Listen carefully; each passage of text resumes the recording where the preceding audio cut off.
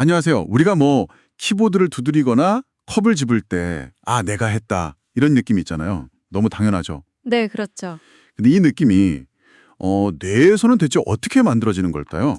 오늘 저희가 파헤쳐볼 자료는 바로 이 행위자각, 그러니까 내 행동을 내가 통제하고 있다는 그 느낌의 비밀에 관한 건데요. 네이처 커뮤니케이션스 최신 연구입니다. 맞습니다. 이 행위 자각이라는 게 어떻게 보면 내가 나라고 느끼는 그 자기 인식의 정말 핵심적인 부분이거든요. 핵심이요. 네. 보통은 우리가 행동하기 전에 어떤 결과가 있을 거다 이렇게 예측을 하고요.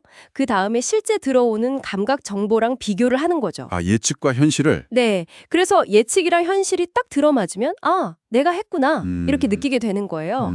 그렇군요. 근데 오늘 연구는 여기서 한 발 더 나아간다는 거죠. 맞아요. 행동 후가 아니라 행동하기 전에 그 뇌 활동, 특히 어떤 특정 뇌파 리듬이 이 내가 했다는 느낌을 좌우한다. 이런 가설을 세웠다는 거예요. 네, 그렇습니다. 마치 뭐랄까 연주 시작 전에 악기 조율하듯이 뇌가 미리 딱 특정 상태를 준비한다. 이런 느낌인데요. 와, 이거 정말 흥미로운데요. 네.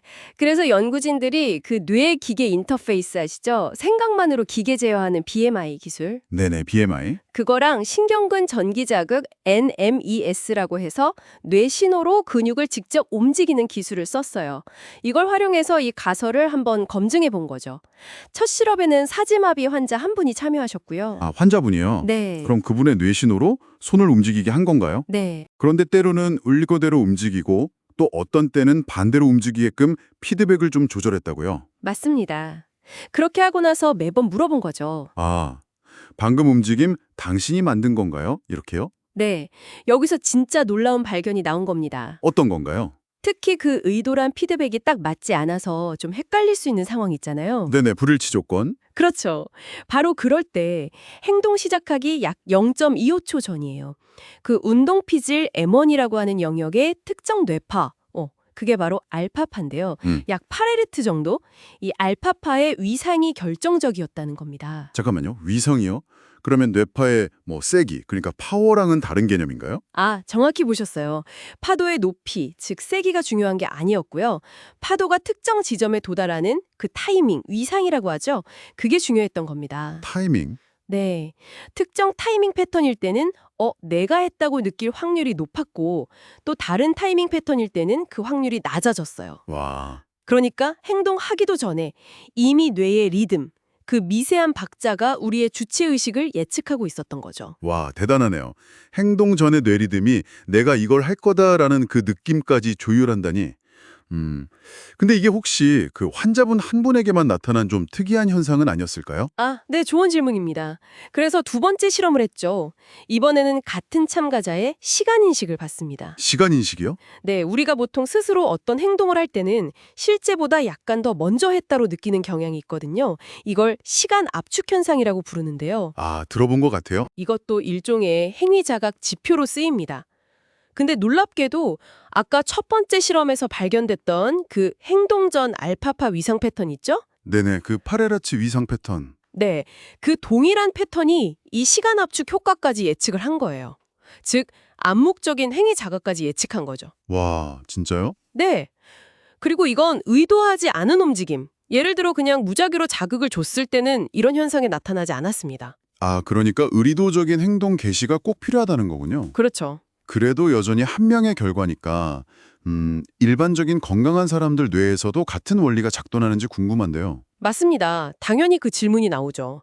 그래서 연구진들이 건강한 참가자들을 대상으로 추가 실험을 했습니다. 뇌파, EAG 기반의 BMI 실험을 하거나 이게 실험 3이고요. 네. 아니면 이제 시각 피드백을 일부러 좀 늦게 주는 고전적인 행위자각 과제 있잖아요. 이게 실험 4.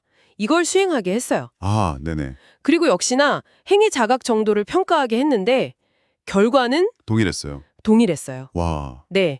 행동하기 전 특히 그 보조운동 영역 SMA랑 M1 영역 이 영역들에서의 알파파 위상이 행위 자각 정도를 예측했어요. 물론 사람마다 그 알파파의 정확한 주파수는 조금씩 달랐어요. 8Hz인 사람도 있고 10Hz인 사람도 있고. 아, 개인차가 있군요. 네. 근데 중요한 건 각 개인의 그 특정 알파 주파수에서의 위상이 행위 자각을 예측하는 그 원리 자체는 같았다는 거죠. 그렇군요. 그럼 도대체 이 알파파 위성이 구체적으로 어떤 역할을 하는 걸까요? 왜 이게 그렇게 중요한 거죠? 핵심은 바로 연결성에 있습니다. 뇌 영역들 간의 연결성이요. 연결성. 간의 소통, 즉 기능적 연결성을 더 원활하게 만들어주는 것과 관련이 있었어요. 아, 소통을 도와준다. 그렇죠. 특히 행동을 계획하는 SMA 영역, 그리고 감각 결과를 확인하는 후두정 피질, 또 움직임을 시각적으로 처리하는 측도 피질 같은 곳들. 이런 행위 자각과 관련된 다른 뇌 영역들 사이의 연결이 더 강해지는 거죠. 그렇군요. 방향성 분석을 해보니까 정보가 SMA에서 측두엽 쪽으로 더 강하게 흐르는 경향도 보였고요. 아하.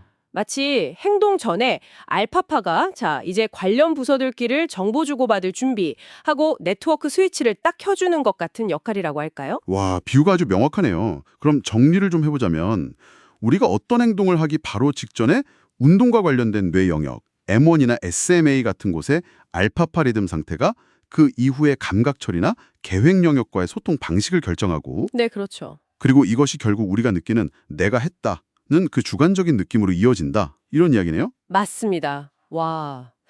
뇌의 정말 미세한 사전 조율이 우리의 주체성을 만드는데 이렇게 핵심적인 역할을 하고 있었다니. 네, 그렇습니다. 그래서 이 발견이 행위 자각에 좀 어려움을 겪는 상태, 예를 들면 조현병 같은 질환을 이해하는 데 어떤 새로운 실마리를 줄 수도 있고요. 네. 더 나아가서는 생각만으로 로봇팔 같은 걸 제어하는 그 BMI 기술 있잖아요. 네네. 이걸 좀 더 자연스럽고 사용자 친화적으로 만드는 데도 기여할 수 있을 거라고 봅니다. 그렇군요. 오늘 이야기는 정말 행동 전 뇌의 그 미세한 리듬이 내가 했다는 그 느낌을 좌우한다는 놀라운 사실을 알려줬습니다. 단순히 그 순간의 의식적인 의지만 중요한 게 아니라 그 이면에 이렇게 복잡한 신경 메커니즘이 작용하고 있었네요. 네. 여기서 한 걸음 더 나아가서 이런 질문도 한번 던져볼 수 있을 것 같아요. 어떤 질문인가요? 만약에 행동하기 전에 이런 무의식적인 뇌 리듬이 우리의 통제감을 이렇게나 좌우한다면? 우리가 흔히 말하는 자유의지라는 거 있잖아요. 네, 자유의지. 그게 과연 어디까지 우리의 의식적인 선택일까?